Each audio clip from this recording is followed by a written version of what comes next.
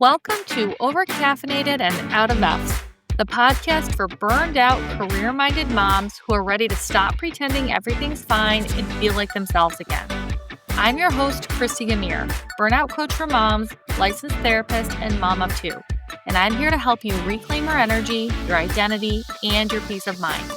Whether you're lying awake thinking about the 87 things you didn't get done, or silently resenting the people you love most, this is your space to feel seen, supported, and not so alone. So grab your coffee, hot, cold, or day old, and let's get into it.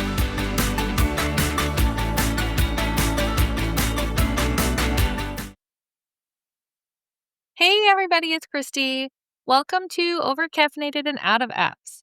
Before we get started with today's episode, I just want to remind you all about the giveaways that I announced in last week's 1-year anniversary episode. So be sure to rate the podcast on whatever platform you like to listen to your podcast on and send me a screenshot through Facebook Messenger to Christy Gamir Coaching in order to be entered into the drawing for the Overcaffeinated and Out of EPS coffee mug and the $25 Visa gift card.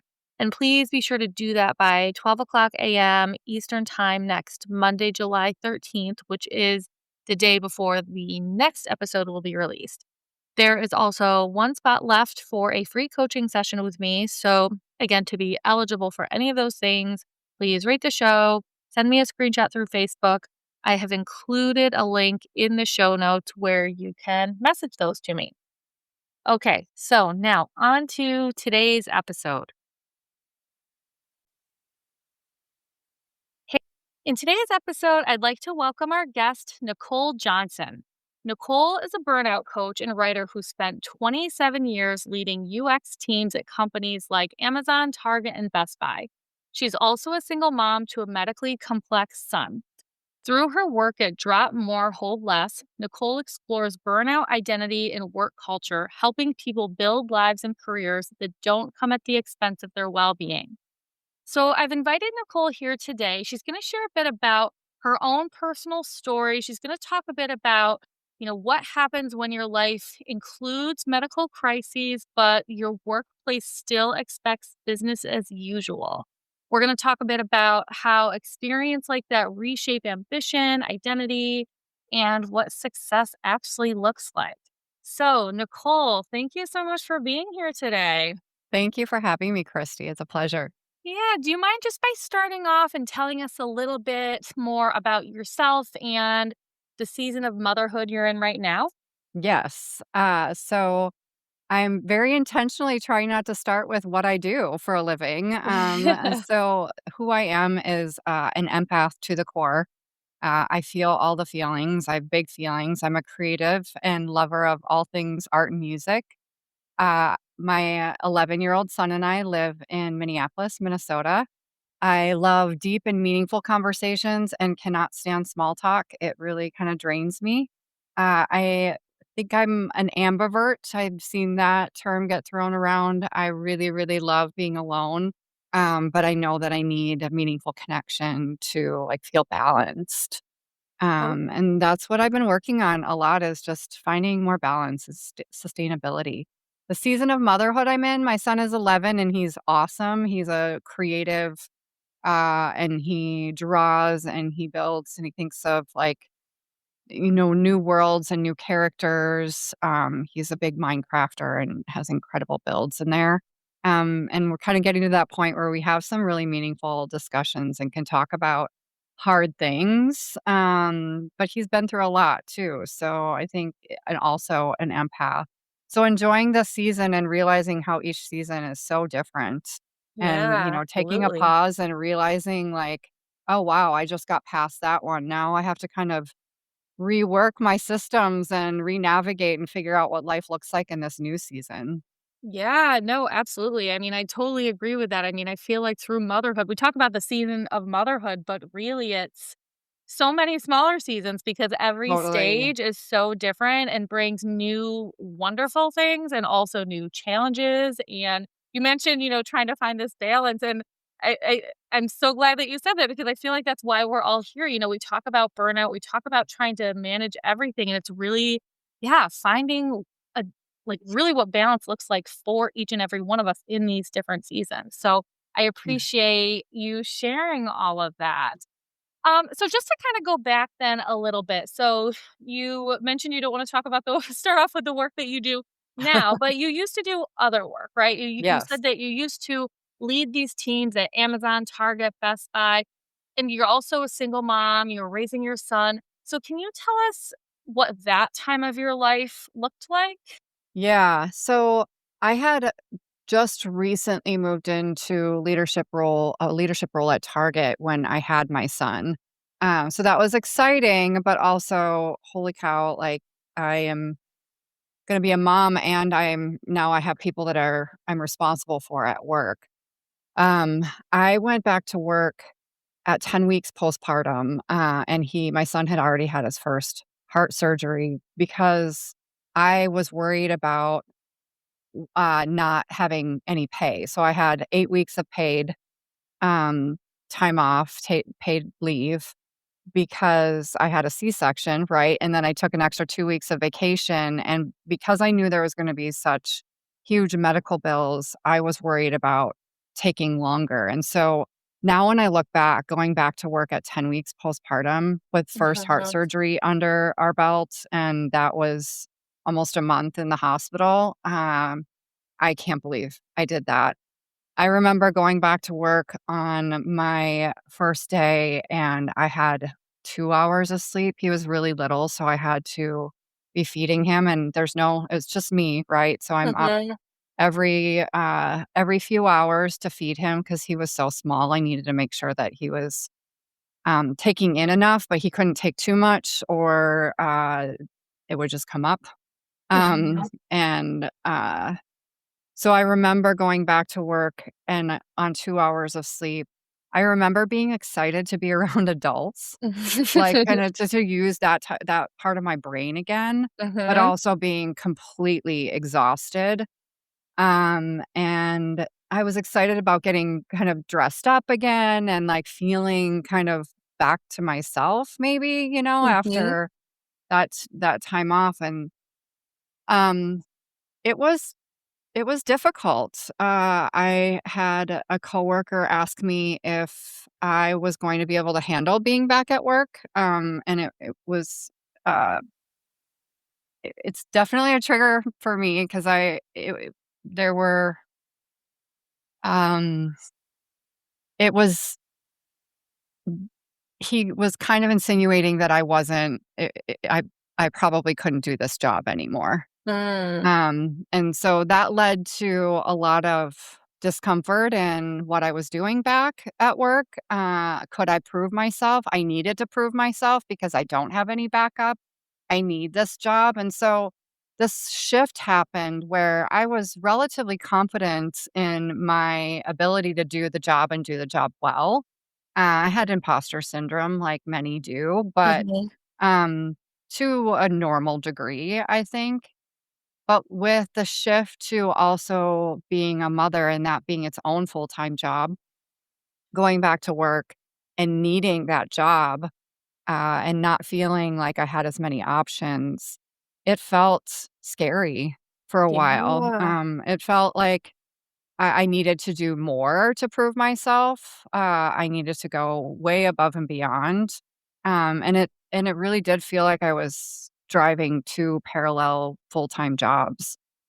He had, his second heart surgery at 7 months old, so between the first and second surgery, there wasn't much time, so I was navigating in-home care appointments, lots of doctor appointments, and just unpredictability. He had to be at home, I had to have an au pair come live with us to help, so I did have that Mhm. support and that live-in support. He couldn't go to daycare, Mhm. for the first few years. Um and it was a lot. When I look back, I just feel like I was kinda driving on adrenaline, Yeah. right? And I still was doing the job. I remember doing work in hospital rooms, and just kind of doing both things at once all the time and never having any downtime. It's hard. Yeah.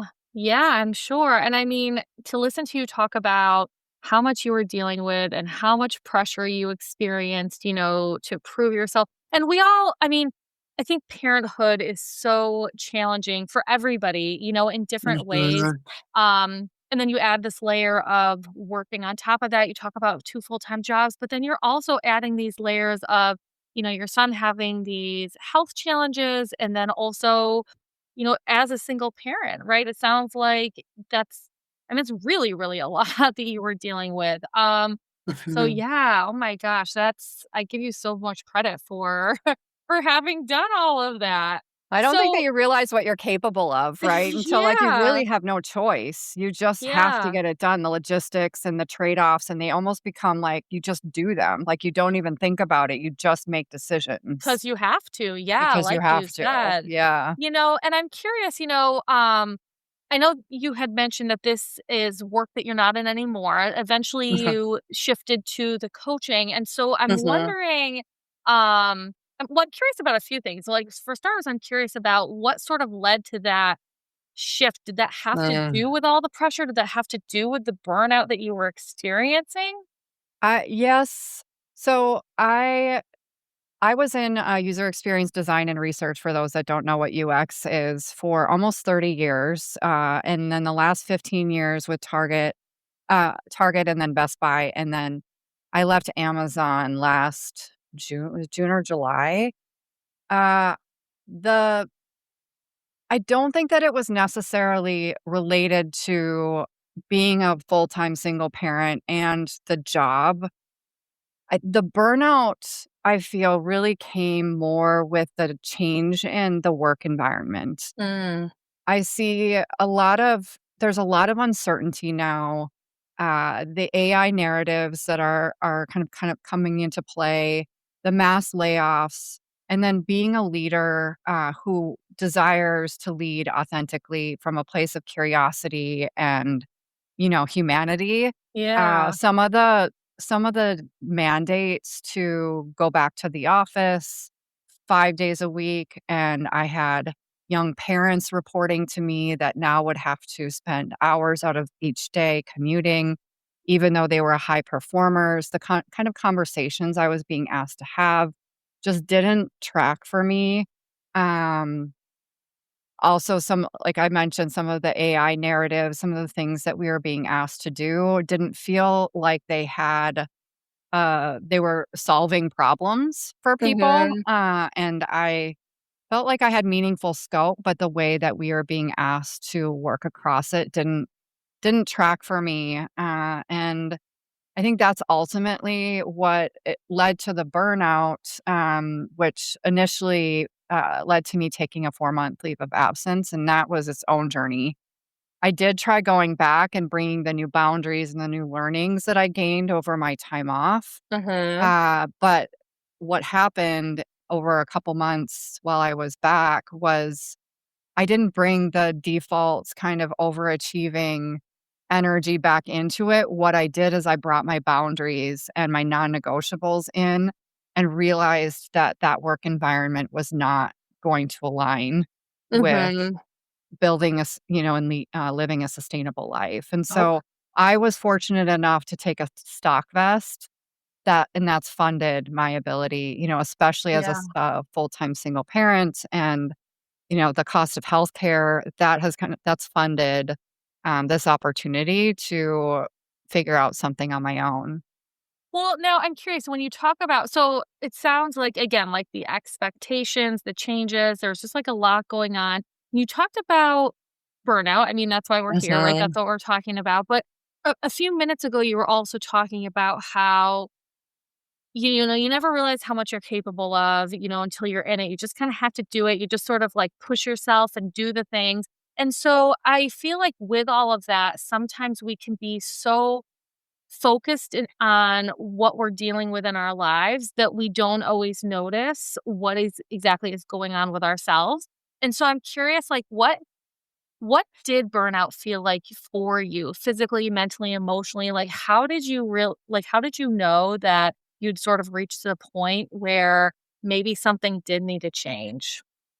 Yeah, that's a really good question and one I've been thinking about because I think back in the day, like in my early years in the career in my career, we talked about burnout, but that was like maybe you spent a few weeks or a couple months working really, really hard and you just needed some time off, a Mhm, break. But the type of burnout that I think we're seeing now and what I experienced was chronic exhaustion. mhm, I went for it was probably close to a year, maybe just under, where I was exhausted all the time. mhm, A depleted baseline. My stress levels were so high all the time that I couldn't sleep. I would wake up spinning like work narratives and conversations in my head. Fatigue, where I was talking about making really quick decisions. mhm, It's almost like I lost my ability to do that. Cognitive, kind of moving from one thing to the next, it was harder and harder, and I was feeling unable to show up in the way that I used to. And then emotionally, I felt numb, like mhm, not enjoying things. It's like depression, right? mhm, mhm, Detachment, loss of self. I didn't really know who I was anymore. I wasn't able to be present for my son, and it was really starting to impact him as a sensitive kid. mhm. I think the where the awareness where it really started to strike me was seeing the impact that it was having on him. Okay. I did wake up one morning with a face full of shingles, and there was concern that I might lose my eyesight as a result. And so that was kind of that defining moment where it's time to take some time off and get well. Okay, okay. Well, and so with that, again, you were talking about not just the impact on you, but also the impact on your son. And one of the things that I think a lot of people experience is that when they are burned out, it doesn't just affect us. We start to see it in these other areas of our lives. We start to see it in our other relationships, with our kids, with our partners, or whoever it might be. And I think for a lot of people, because we don't tend to prioritize ourselves the way that maybe is would be good. And so I think a Right. lot of times it's by seeing it through those other people. Now, could just kind of going back a minute, you were talking about you've talked a bit about having being a single parent to a medically complex child. And so with that brought additional challenges. And just for the people who are listening who might be going through something similar, or for the people who aren't and who don't really understand it, I'm curious, like, what were some of the additional or bigger challenges that came along with that maybe people don't really understand?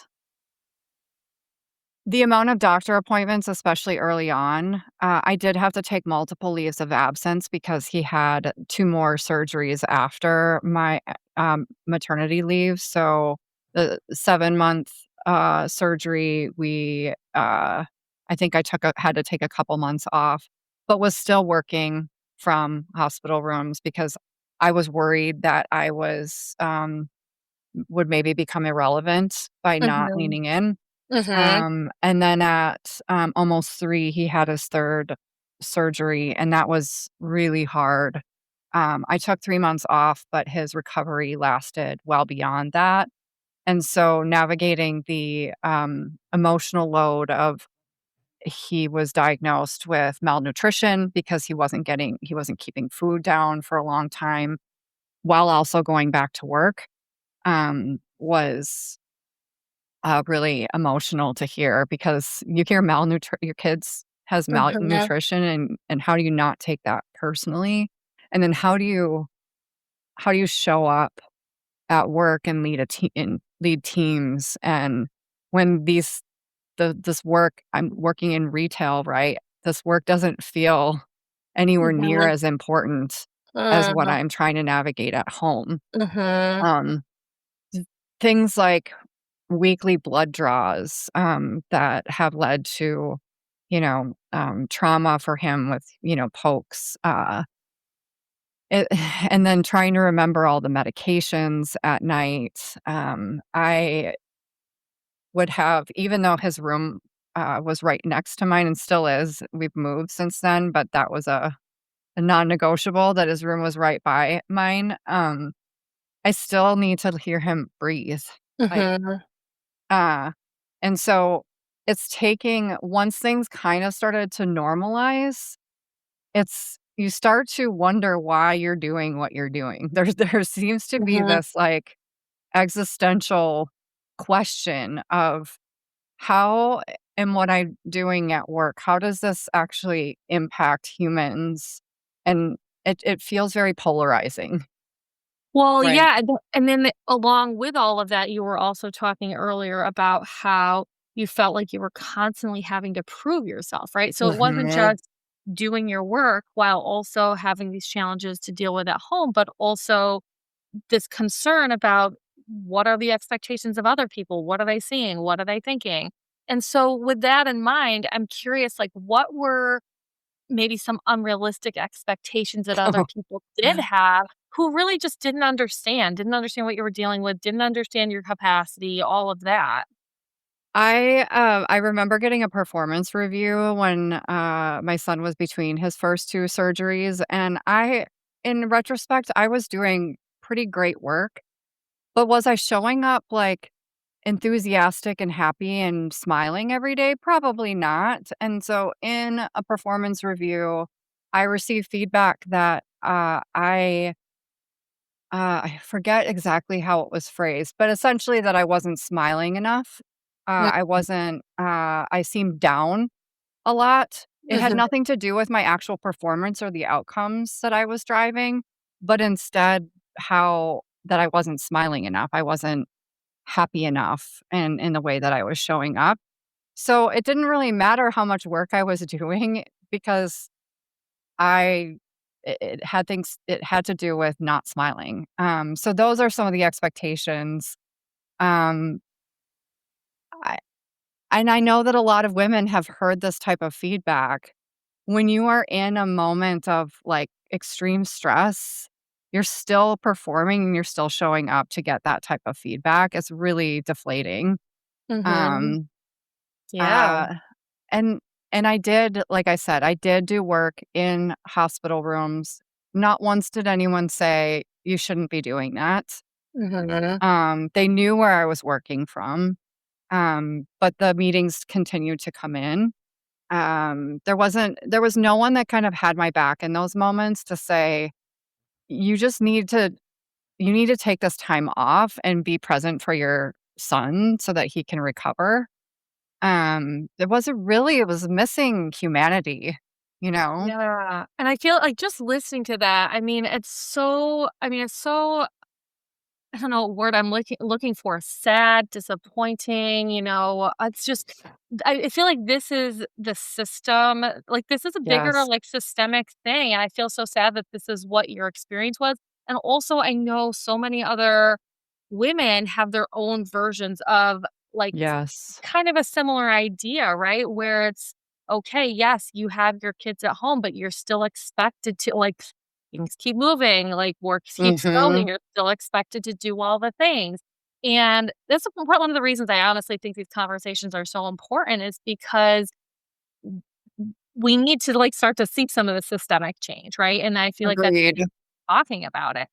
So I'm curious, because a lot of people have this mentality or feel this pressure, when they're struggling, if they're having a hard time keeping up, if they're having a hard time getting it all done, they have to quote unquote just work harder, right? There's that narrative. What do you feel like are some of the problems with that narrative?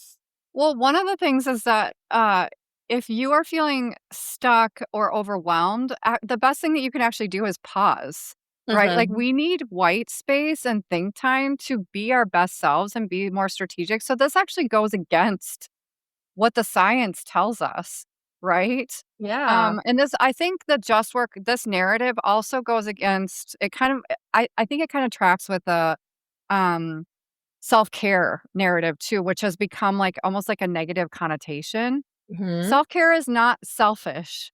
Pushing or just working harder when you are feeling depleted goes against what you should be doing, Mhm. right? Mhm. Taking taking care of yourself actually means that you will show up better for the things that matter most. You will be more strategic. You will be more present for your family. you will be better at work. And so I don't know how we got to this place, but it feels like we're in a structural and systemic constrained place that's pushing these bad narratives. Well, and it's interesting that you mentioned self-care because I feel like another thing that I hear more and more people saying is it's almost like minimizing the importance and the significance of, say, a bubble bath, right? Like, oh, a bubble bath isn't going to fix your problems. Well, you know what? It might not fix all your problems. And burnout, yes, is way more complicated and there are a lot more things to consider and to look at.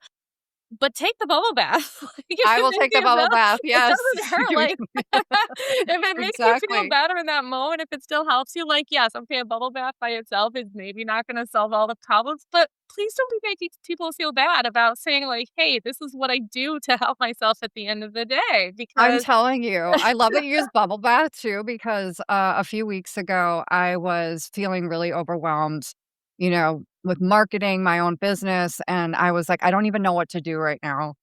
I'm just gonna go take a bath. And literally while I was in the bath, I had 2 clients come in and sign up to work with me, and I was like, "Okay, I needed that bubble bath." that's I amazing. needed the moment, right? It was like the universe, like, Totally. telling you, like, you're doing the right thing by taking care of yourself and taking this Take the bubble bath. bath. Take it, do it. Go for the walk, take the Yes. bubble bath. Yes, do your morning pages, do all those things. Yes, no, absolutely. So, okay, so another topic that comes up for a lot of people is this idea of like success, this idea of ambition, and you again were talking about dealing with a crisis in the midst of everything else, right? And so I'm curious, like, how does navigating a crisis, like, how did that change your relationship with ambition? Yeah, I think that's a really good question. Um, when you're navigating this goes back to what I was saying about having that existential question, like what I was dealing with at home felt so very real, and then work, it was like, "What am I doing?" I think the real crisis, and frankly, most people are living in the midst of real crisis today, it forces you to get really clear on what actually matters, Mhm. right? Whether that's your personal crisis or it's something more, meta, like it really forces you to get clear on what matters. I think one of the things that are underrated, but we talk about a lot in coaching is the importance of understanding your core values. A lot of Yes. people will say they know what they are, Mhm. when you really drill in, the values that they're talking about were actually fed to them by external forces. Yeah. But Yeah. doing the actual work and understanding what values are true to you will help you to create better decisions on the things that you can start to drop, right? So I think many of us, especially moms, are maybe carrying old roles and responsibilities that no longer belong to us. And Mhm. by getting crystal clear on what matters to you most, you can start to say no to the things that maybe don't serve you Yeah. anymore. And that can be hard, especially if you're a mom and you're highly ambitious and you're a high achiever. You're probably carrying way more roles than you need to. Mhm. And that feels like it kind of goes against what you've been conditioned to believe. But by dropping things, you can actually show up so much better for the things that matter and the people that matter.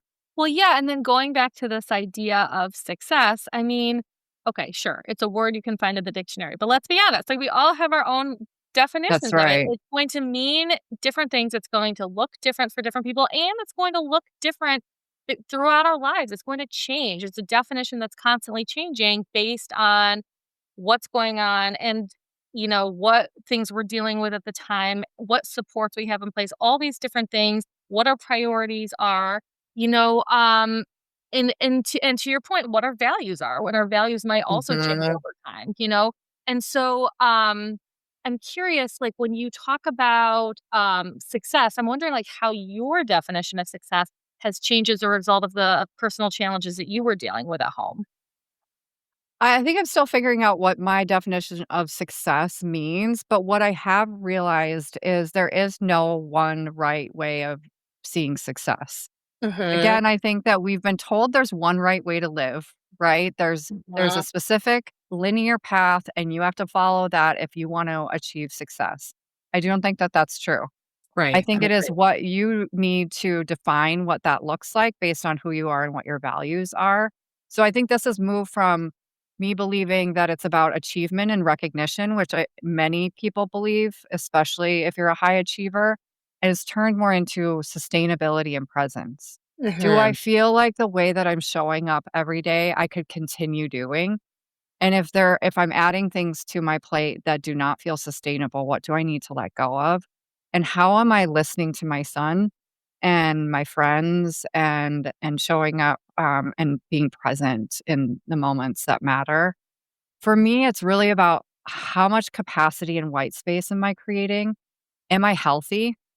Health Mhm. for me is a core value. Am I healthy? Because if you're not healthy, then you're not creating a success that's sustainable. Am I there for my kid? And then how can I create work that actually supports those aspects of life? Yeah, no, absolutely. Well, so I'm also curious, as a person who's worked, with these big companies, I'm curious, like, what do you believe are some of the biggest problems of modern work culture Yes. for working moms? The always on expectations that's one of the narratives that needs to drop.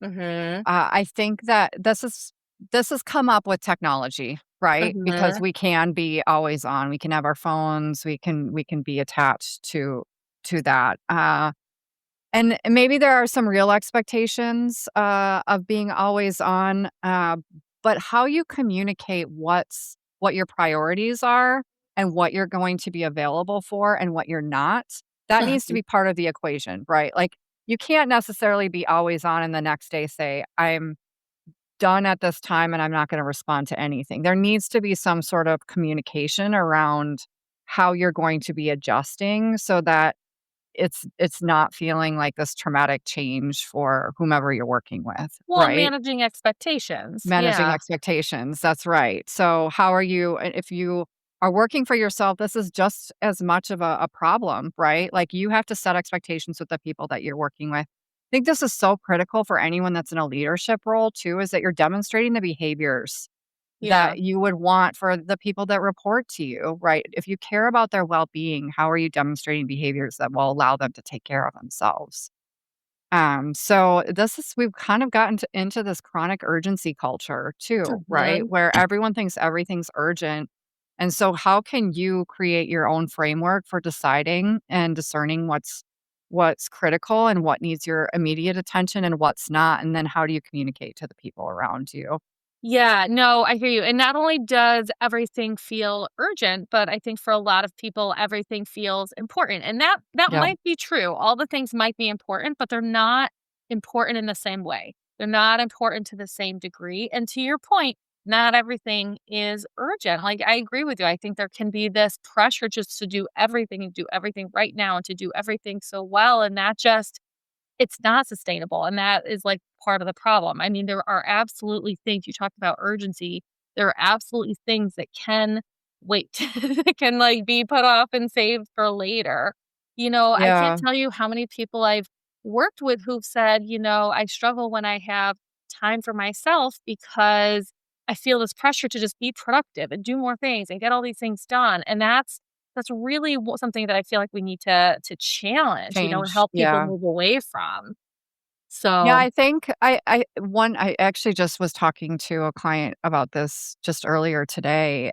Like, how can you set up your day so that when you have to push back on someone, because boundary setting is hard, yeah. right? Especially when Mhm. you're starting it, and you're gonna make people not happy with you, and so you need to be prepared to feel uncomfortable, Yeah. right? So how are you gonna do that, and how will you remind yourself that you're doing it to take care of yourself so you can show up, right, for what matters to you, and that's gonna feel uncomfortable for a while until it doesn't, and you have to keep reminding yourself of that.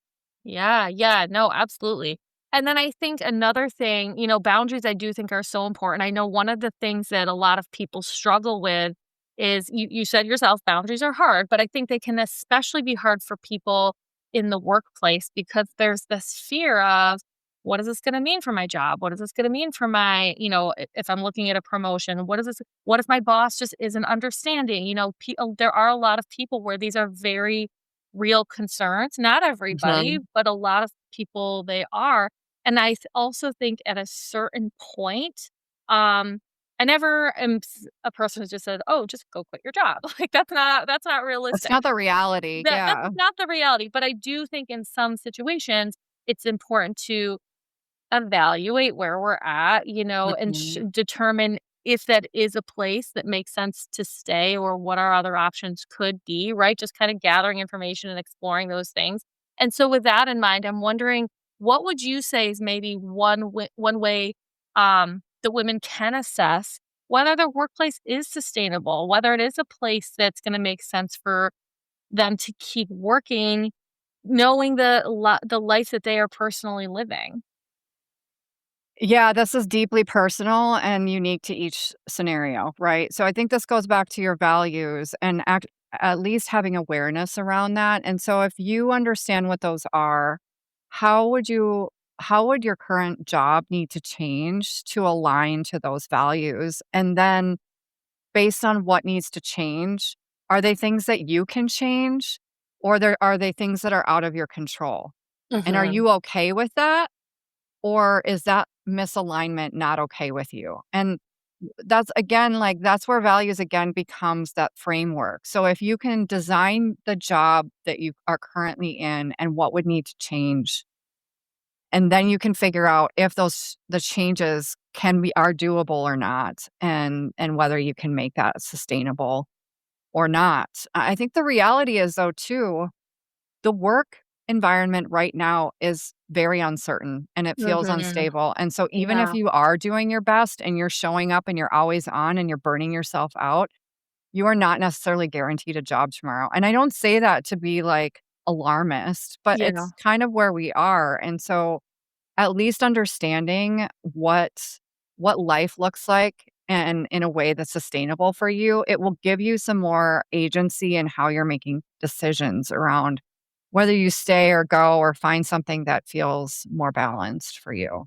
Yeah, yeah, no, absolutely. And to your point, I mean, talked about these being deeply personal. These decisions are never easy. But I do think No, that these are important things to be thinking about. I think these are important questions to be asking because at the end of the day, we want to be able to work in a place, we want to be able to live our lives in a way that does feel good for us. mhm, And that might mean sometimes we do all that work and all that exploration to discover, you know what? My job's not perfect, but this is still the right place for me at this moment in time. And I feel like that absolutely. also helps us feel more accepting of maybe the downsides or the challenges that we're facing when we go in. Agreed. When you can carve out the things that maybe aren't aligned, but maybe you're okay with that. And now you've named them and you're saying, okay, I can move past these. It becomes a lot more tenable, right? Yeah. Because now you've named it. It doesn't just feel fuzzy and unclear to you. Yeah. No, absolutely.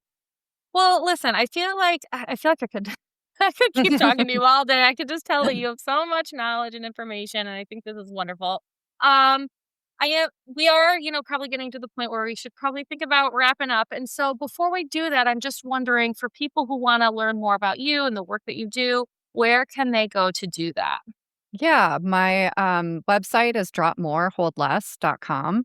And I have some offerings there. And I do a lot of writing on Substack, also Drop More, Hold Less. So you can find me there as well. I'm loving Substack right now. Okay, great. And then Yeah. I will, of course, make sure that that information is available in the show notes for anybody who wants to learn more about you or to track you down. So before we do, say goodbye for today, if you could just leave the listeners with one final message, one final piece of advice, what would it be? You don't need to prove your worth. You were born with it. It exists because you exist. And I'll say one more thing, your life deserves to work for you, not the other way around. I love that. That is amazing. That is so great. So, well, thank you again. Thank you so much for being here. I know I said this to you earlier. I really, really appreciate your time. I know how valuable it is. And I think this conversation has just been wonderful. And then, as always, for the moms who are listening, if any of this resonates, if you found any of the things we talked about today to be helpful, to be valuable, please share this podcast with other moms you know that could maybe use some additional support because, as always, we are all in this together. Thank you so much, Christy. This is great.